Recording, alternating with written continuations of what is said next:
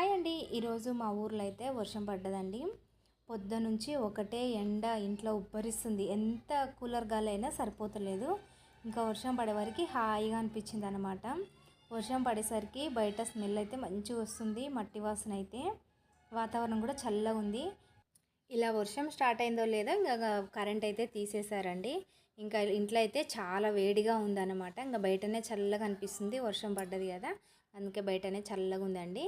ఇంకా చల్లగా ఉన్నప్పుడు ఏం చేస్తాం, ఏదో ఒకటి వేడివేడిగా తినాలనిపిస్తుంది కదా.